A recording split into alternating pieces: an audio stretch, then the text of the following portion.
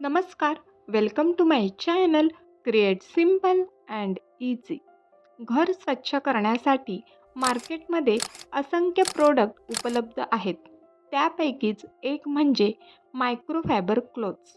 तुम्हाला सर्वांना माहिती असेलच, किंबहुना तुम्ही मायक्रोफायबर क्लोथ्स वापरत सुद्धा असाल. पण याविषयी अधिक जाणून घेणं गरजेचं आहे.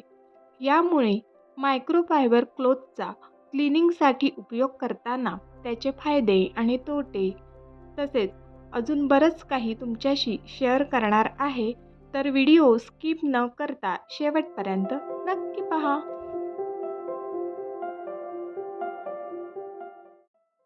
तर सर्वात प्रथम पाहूया मायक्रोफायबर क्लोथ म्हणजे काय. मायक्रोफायबर क्लोथ हे नैसर्गिक घटकांपासून बनलेले नसून मानवनिर्मित आहेत. ते अत्यंत बारीक सिंथेटिक फायबर म्हणजे पॉलिस्टर, नायलॉन, पॉलिमिड यापासून बनवले जातात. नेक्स्ट, मायक्रोफायबर क्लोथ्सचे वैशिष्ट्य काय आहेत ते पाहूया. हे कापड एका विशिष्ट पद्धतीने बनवले जाते, म्हणजे अशा प्रकारचं टेक्स्चर पृष्ठभाग या कपड्यांवर असतं. त्यामुळेच हे कापड धूळ, घाण, ग्रीस व्यवस्थित पकडून ठेवतं.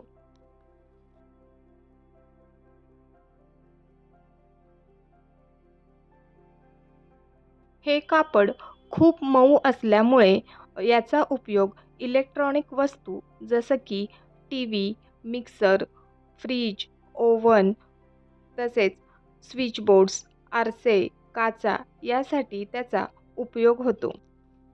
तसेच याची पाणी शोषून घेण्याची क्षमतासुद्धा जास्त आहे.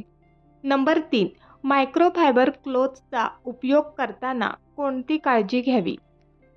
किचनमध्ये असलेल्या वस्तूंवर किंवा इलेक्ट्रॉनिक अप्लायन्सेसवर जास्त तेलकटपणा असतो, कारण आपण तिथे जेवण बनवतो. जर तुम्ही हे कापड किचनमध्ये उपयोग त्याचा करणार असाल तर डायरेक्ट पहिल्यांदाच मायक्रोफायबर क्लोथने क्लीन करू नका, कारण मायक्रोफायबर क्लोथला एक टेक्स्चर पृष्ठभाग असतो. त्यामुळे आपण जर डायरेक्ट तेलकटपणा त्याने पुसला तर ते तेलकटपणा सगळा त्या कापडाला लागतो आणि धुतल्यानंतरही व्यवस्थित निघत नाही. तर सर्वात प्रथम तो तेलकटपणा काढण्यासाठी मऊ सुती कपड्याचा उपयोग करा आणि त्यानंतर मायक्रोफायबर क्लोथने आपण काचेच्या बरण्या किंवा इलेक्ट्रॉनिक अप्लायन्सेस क्लीन करू शकतो. मायक्रोफायबर क्लोथ्समुळे काचेच्या वस्तूंना किंवा इलेक्ट्रॉनिक अप्लायन्सेसला एक प्रकारची जास्त शाईन येते आणि पुन्हा ते नवीन असल्यासारखेच दिसतात. नेक्स्ट, मी असं रिअलाईज केलंय की मायक्रोफायबर क्लोथ संपूर्ण पाण्यात भिजवून त्यानंतर क्लिनिंग केली तर त्याने चांगली क्लिनिंग होत नाही, हवे तसे रिझल्ट मिळत नाही.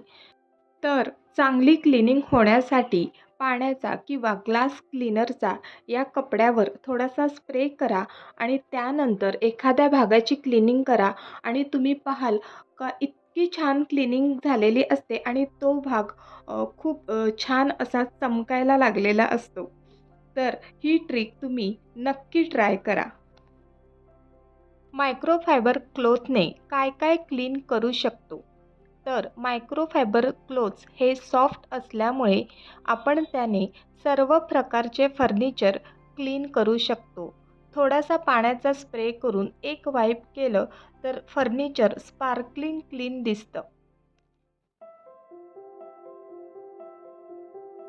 या कपड्याने पंख्यावरील धूळसुद्धा 100% व्यवस्थित क्लीन होते. त्यानंतर सगळे switchboards, electronic appliances, TV, mixer, fridge, oven etcetera तसेच आरसे, ग्लास शेल्फ, विंडोच्या काचा, डेकोरेटिव्ह वस्तू याने क्लीन करू शकतो.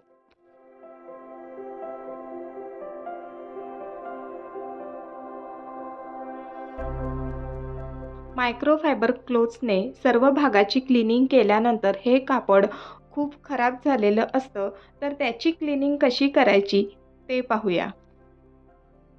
नंबर 1, मायक्रोफायबर क्लोथ धुण्यासाठी गरम पाण्याचा वापर करू नये, कारण मायक्रोफायबर क्लोथ्स हे पॉलिस्टर, नायलॉन अशा प्लास्टिक मटेरियलपासून बनलेलं असतं आणि त्यावर एक टेक्स्चर पृष्ठभाग असतो, तो खराब होण्याची शक्यता असते. तर हे कापड क्लीन करण्यासाठी थंड पाण्याचा उपयोग करायचं. त्यामध्ये थोडीशी सर्फ टाकून हँडवॉश केलं तरी ते पटकन क्लीन होतात. तसेच हे कापड दुसऱ्या कपड्यांमध्ये किंवा वॉशिंग मशीनमध्ये टाकून क्लीन करू नका, नाहीतर दुसऱ्या कपड्याचे लिंट त्याला चिटकतात. मला इथे तुम्हाला खूप महत्त्वाचं सांगायचं आहे. आपण आधी पाहिलं की या कपड्यामुळे खूप चांगली क्लीनिंग होते. पण याचा एकच तोटा आहे की हे नॉन बायोडिग्रेडेबल आहे. म्हणजेच त्याचं मातीमध्ये विघटीकरण होत नाही. कारण हे पॉलिस्टर, पॉलिमिड या घटकांपासून बनलेले आहेत. जर मायक्रोफायबर क्लोथचा क्लिनिंगसाठी उपयोग करणार असाल, तर आपण ते सारखे यूज करून टाकून न देता जास्तीत जास्त वर्ष एकाच कापडाचा कसा उपयोग करता येईल हे पाहूया. 8 वर्षापूर्वी मी हे 3 मायक्रोफायबर क्लोथ्स विकत घेतले होते आणि गेले 8 वर्ष मी फक्त हा निळ्या रंगाचाच मायक्रोफायबर क्लोथ यूज करत आहे आणि तो अजूनही चांगल्या अवस्थेत आहे, कारण मी ते वॉश करताना काळजी घेते आणि आत्ता 8 वर्षानंतर मी हे 2 बाकीचे मायक्रोफायबर क्लोथ यूज करायला काढले आहेत. म्हणजे अजून मी पुढचे 10 वर्ष हेच क्लोथ्स यूज करणार आहे. तर गेल्या काही महिन्यापासनं मायक्रोफायबर क्लोथ्स रिलेटेड याच काही गोष्टी मला तुमच्याशी शेअर करायच्या होत्या, जेणेकरून तुम्हालाही त्याचा उपयोग होईल. मला खात्री आहे की आजचा व्हिडिओ तुम्हाला नक्कीच उपयोगी ठरणार आहे. तर आजचा व्हिडिओ तुम्हाला आवडला असेल तर लाईक, शेअर आणि सबस्क्राईब करा. पुन्हा भेटूया पुढच्या व्हिडिओमध्ये.